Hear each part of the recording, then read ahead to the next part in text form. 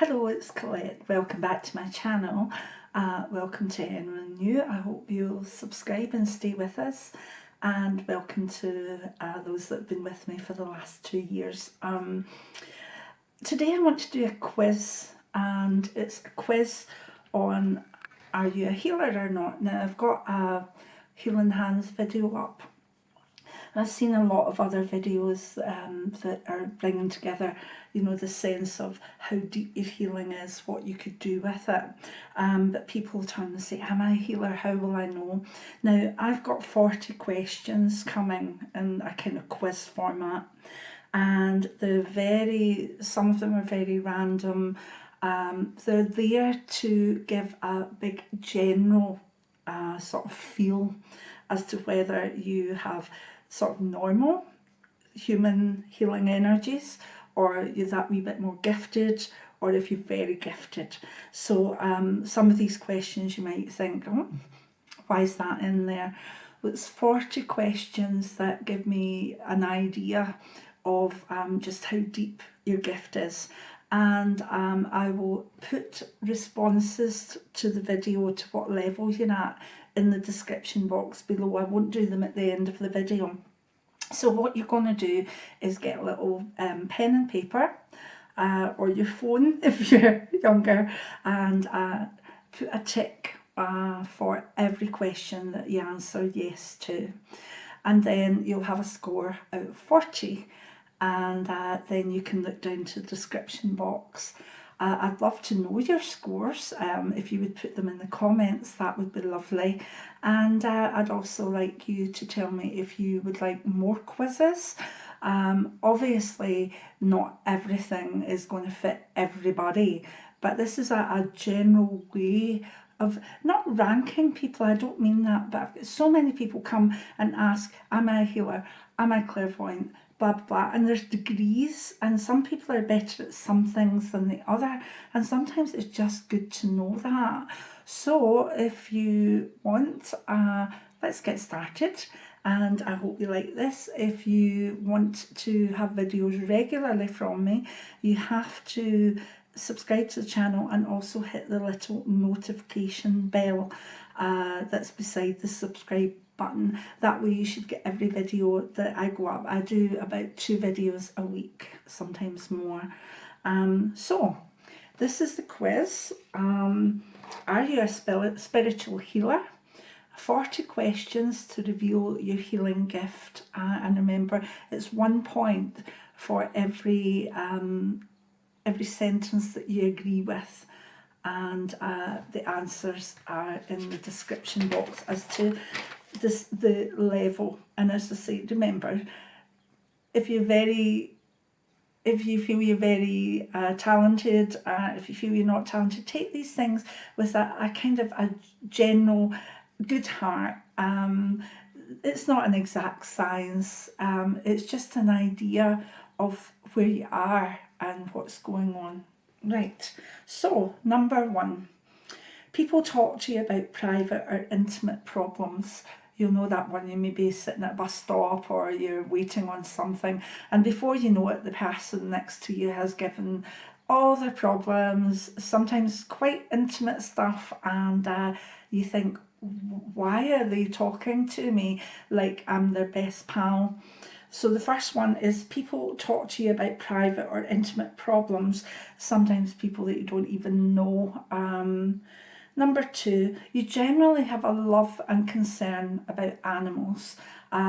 Most healers do be open to the animal world and actually have pets, or at least love or connect with animals. Number 3, you offer help without being asked. Sometimes part of the healing personality is to see something and then offer help before you've even thought about it. You thought, that person is stressed, what can I do? That person is sad, can I help them? So a lot of the time you're actually offering your help before a person has actually asked you for it. Number 4, you work in a caring profession, and that can be anything from nursing to veterinary surgeon to carer for the elderly. It can be childminder. You think of the caring professions, anything to do with nurturing, caring or healing. A lot of healers actually work in the caring professions anyway. My background is when I was younger, it was in pharmacy, and I must admit I enjoyed feeling I was helping people and healing in my own way. So yes, number 4 is that you work or connect strongly or even really want to work in a caring profession, because sometimes we're caught in jobs, you know, that we don't necessarily connect with. So I'm going to leave it open that if you really want to work in a caring profession, but at the moment you just can't. Number 5, you soothe people. People love your presence. Have you ever had someone say to you, oh, you've got such a soothing way, or I just feel great when I'm around you, or you have this little light that lights me up. I used to love that when people used to come for readings, and before they left they would say, oh, you're such a calm person, this is lovely, I feel so much better. So if you've had people say that to you, that's number 5. Number 6, you're a totally empathetic person. That means that your empathy is there, you feel things about other people, you connect with them. You're sad when you maybe think they're sad. You just have this empathy and compassion for people and nature round about you. Number 7, you have a comfy, open home. You want to be able to help people, but you want your own comforts as well. And most healers actually do have houses or homes that have very healing energies too.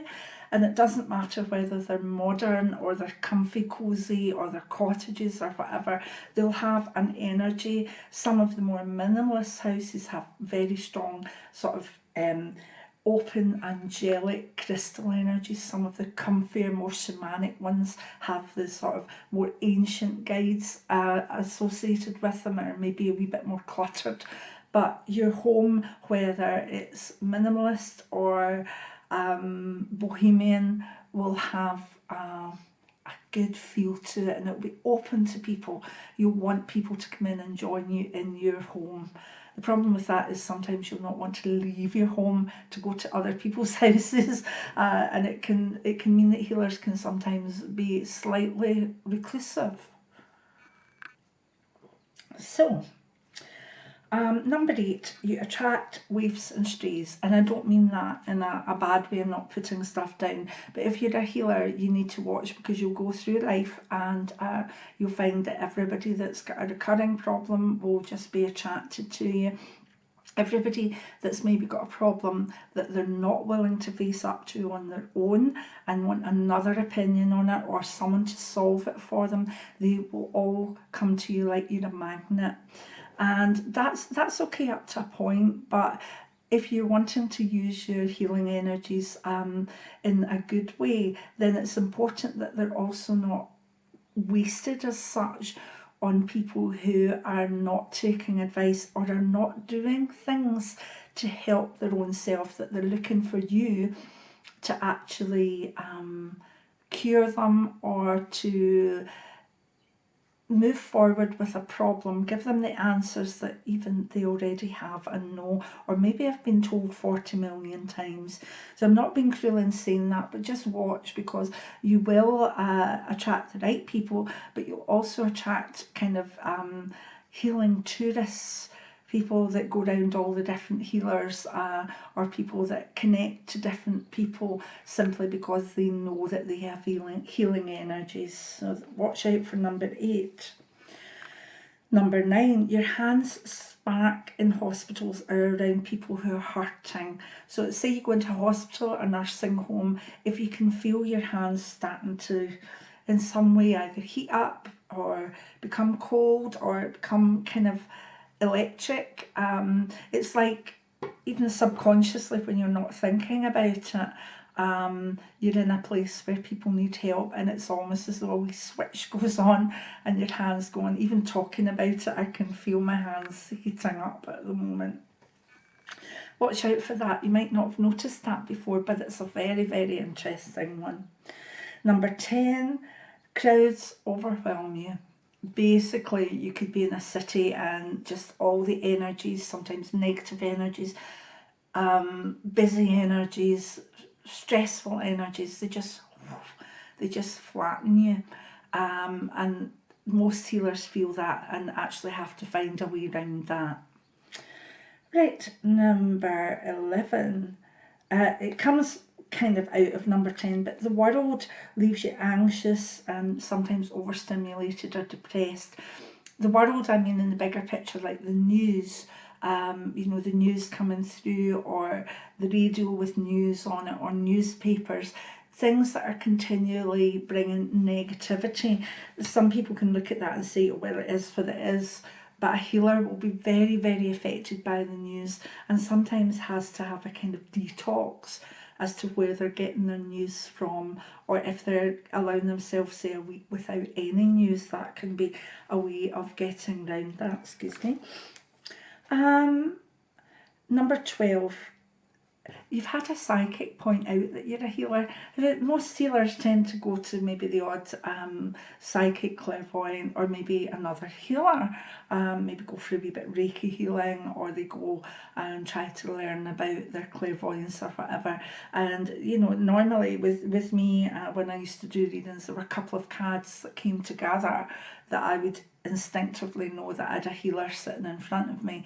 I would also be able to tell from their aura, which would have a lot of lilac and purple in it, and sometimes silver as well. So if you've ever been for a reading or a healing and the person said, goodness, you could do this, you have healing energies of your own, then that's number 12. Number 13. You can walk into a house or a building and tell if it's good or not. You ever walked into a place and thought, oh no, don't like the energies in here, or walked in somewhere and think, oh, this is lovely. Sometimes you can feel that in a holy place. You could walk into a church or a chapel or a mosque or somewhere that has very, very, very holy energies there all the time. You can feel that sense of peace. But you could equally find it, in a forest or in a healer's house or whatever. But you definitely can tell whether there's good or negative energies in a building or in a space. I love the energies of the island of Iona, off the coast of Scotland. It's absolutely beautiful energies there.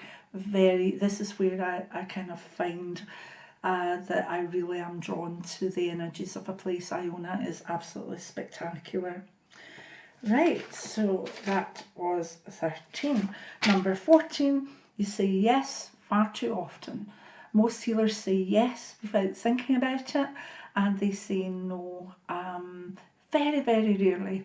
Therefore, they get distant elephants that come and stomp on them.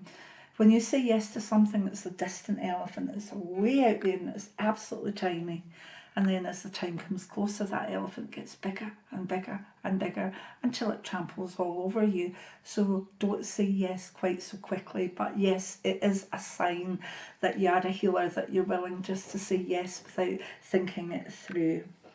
Number 15. You feel earth energies like earthquakes, tsunamis, even maybe bombs going off, or like maybe if there's been a trauma, maybe a mass killing or whatever.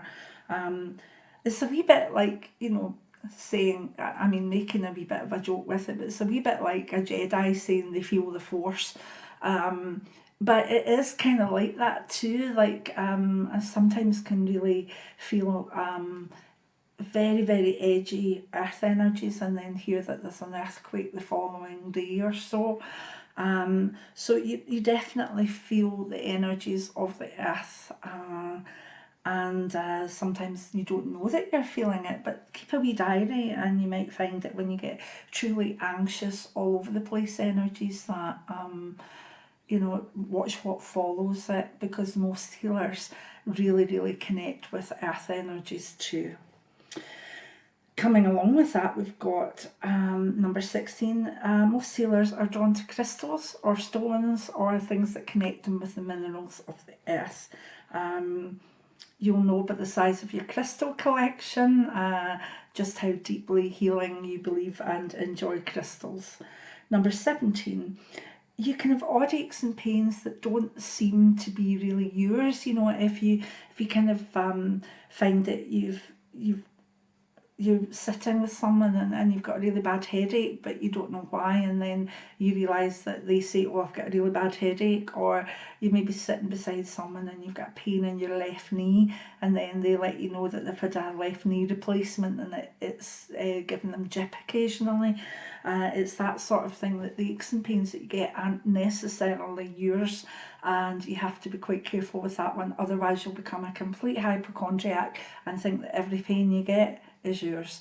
Also, the other way around, you can say, that's not my pain, that's someone else's pain, and it could be your pain and you miss being diagnosed. So that one's actually really important. It's important to know how to understand what's your pain, what that feels like, and what a kind of passenger pain feels like. Right, number 18. You seek out other spiritual people. You might not know why, but you maybe go to an event that you just feel drawn to and it's got healers or psychics or whatever. I think it's just like attracting like, but you do try to seek out other people. And maybe this is your first time on my channel and this is your connection. So we've got a lot more, we're able to seek out our tribe as such, our psychic or spiritual or healing tribe, more online now as well. So, number 19, you can feel or know where a person is sore or hurting, and that kind of comes from, you know, even the couple before that I said, you know, you feel someone else's pain. But if you can feel or know where someone's hurting, then you can then go and direct the healing directly at that part of their body. Now there's various techniques to do that. Some people just know, some people can see a deviation in the aura, some people use shamanic drumming, other people just, the third eye tells them where the injury or trauma is. But again, that's one that is can be developed and can be put up a notch if you feel that, well, I might be able to do that, but I'm not sure. But a healer that is certainly doing healings as their gift and maybe as their occupation certainly should be able to know or feel where the person is hurting. Number 20, an interesting one, temperature fluctuations. Sometimes you can be very warm, sometimes you can be very cold. It's just the electromagnetic energy flowing through the body. Sometimes your hands can feel very, very warm, but the touch can be very cold. Sometimes your feet can be cold. So watch out for temperature fluctuations. And remember that they are part of they're also part of menopause, but we're not talking about menopause today, we're talking about healing. Number 21, you read spiritual books, blogs, magazines, anything that you can get your hand on to increase your knowledge. You thirst for knowledge on healing arts, you thirst for knowledge in the psychic skills. It's as simple as that.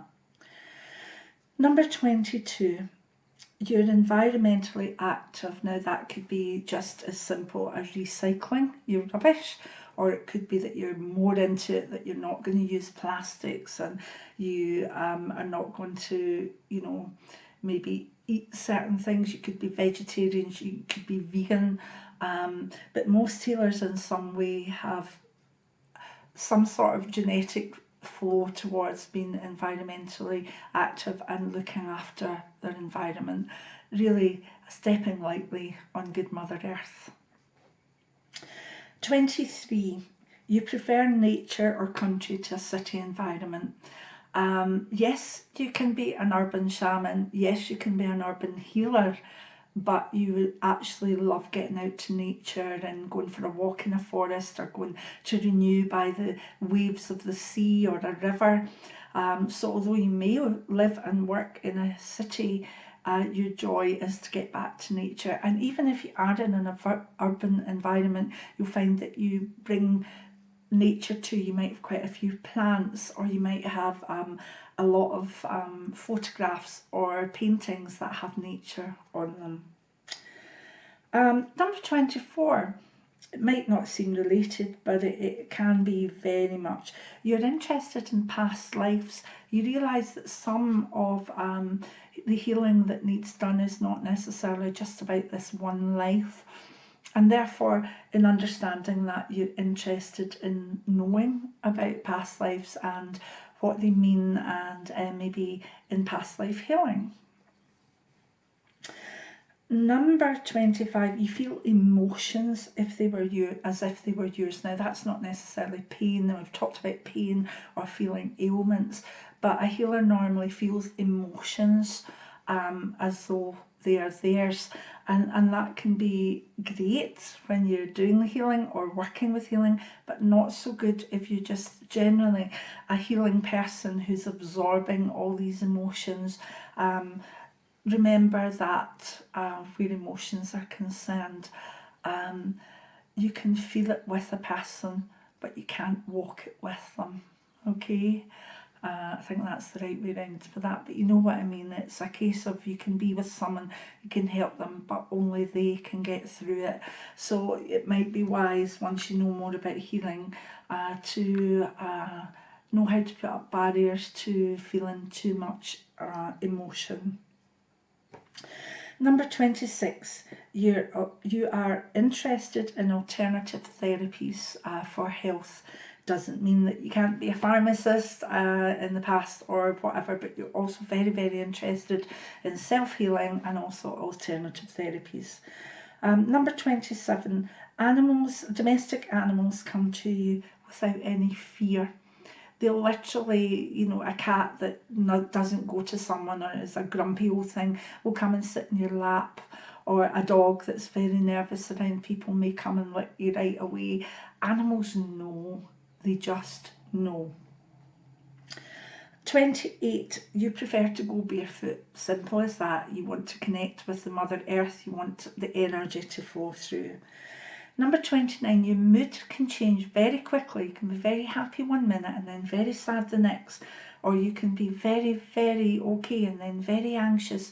And it's simply that you may be picking up on other people's moods or other people's energies. So if you thought, well, it's quite a straightforward, balanced person, but now you're all out of, you're feeling too much, your mood's changing and swinging too quickly. It could be that your healing energies are very much opening up.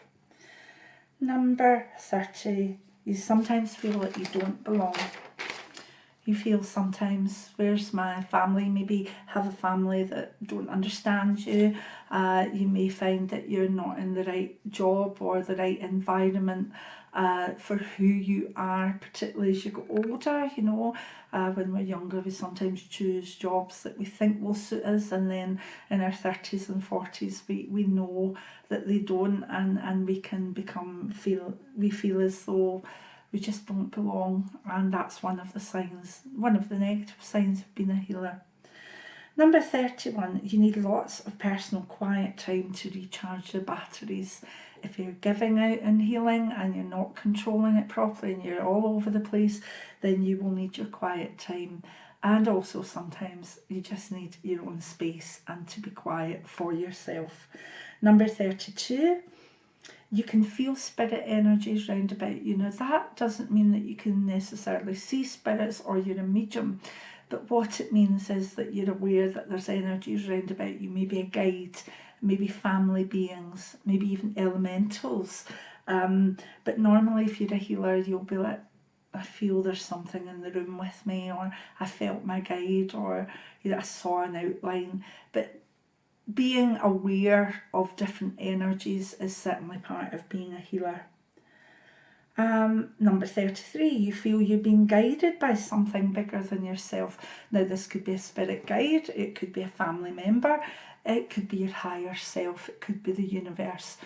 It's just that you realise that there's something bigger than you that is part or is responsible for your healing gift or the energy that flows through you.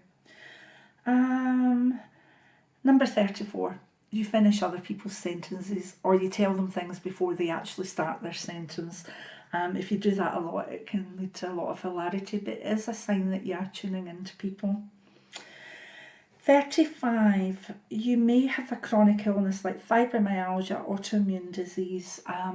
Lots of healers actually have been doing healing work or giving with healing without knowing how to mediate it or control it. And I do believe that that's the reason some of us get sick, that we are, we're feeling an expansion of energies in our body. We don't know what to do with them, and that can set up autoimmune disease and fibromyalgia. Also, sometimes people can have illnesses like depression, anxiety, OCD, things like that. It's an odd thing, but it can be a chronic illness that is there before we actually realise that we've healing energies and we actually have maybe not protected ourselves, or we've not sometimes we just feel as though, well, I look at my autoimmune disease and I know that it built up from very much self-taught and going with the flow with my own healing, my own clairvoyance. And I feel when you open up to healing and to people, that a side effect can be that your own body takes a hit now and then, and that shouldn't be the way it's done. But I don't know any healers that haven't done that, to be honest. Some people stop it in time, others it just starts a propensity towards some sort of chronic illness. Doesn't mean that you don't do it. It doesn't mean that you say, I don't want to be a healer. You just learn how to do it and learn how to do it without it actually making you any worse. 36, your first impression of a person is normally right. Simple as that. If you really don't like someone, they're possibly not the type of person you want to be around. If you really connect with someone, great. Number 37, you have very vivid dreams, lucid dreams, dreams in colour, predictive dreams. As a healer, dreams can become a very major source of information and energy flow. Number 38, you don't feel that connected to your physical body. When you're healing, you're using the energy that flows through you, and you get a sense of otherness. You could call it oneness, but it's not necessarily oneness with your body, it's oneness with the universe. So that can feel like otherness to your body. It's hard to explain, but a lot of healers I know don't really connect that much to their body. That can be a past life thing as well, where you look in the mirror and think, that's not the way I remember me. We can go into that as well. If you want more past life stuff done, just leave it in the comments below. Number 39, you may have family members that are healers or psychics. Now, that's not to say that this is hereditary, but you can find that there's, a few people in your family, like my grandmother on my dad's side did all this, and you can normally see someone, and if not, don't worry about it, because you could have been a healer in a past life and feel drawn to it that way. Now, number 40 is an interesting one. I have a video called Do You Have Healing Hands? And it teaches, it's an experiment to see if you can make a healing ball of energy and feel the energy within your hands. And that's number 40, believe it or not. So I will link that possibly in a card up here or in the description box below. And if you go and have a wee go at that, because most people that can feel that energy ball are healers anyway and are actually very good healers, So that's 40, that's number 40. You have to go and do that, or look at that video and see if you can do that, and then check it if you can. So I'm sorry it's another video, but I don't want to clutter this one by adding another 5-10 minutes on when it's already nearly half an hour. Okay, I need to stop, go do it, tick them, and then look for not the answers, but what I have to say on where you are and what you could go, where you could go with this, etc. And I hope you've enjoyed this. If you would like more quizzes as such, lists as such, and a wee bit encouragement in the description box, give me a thumbs up, comment, and let me know, and I'd love to know your scores. So many blessings. Please join me by subscribing and hitting the bell notification. Many blessings, and I'll see you all soon.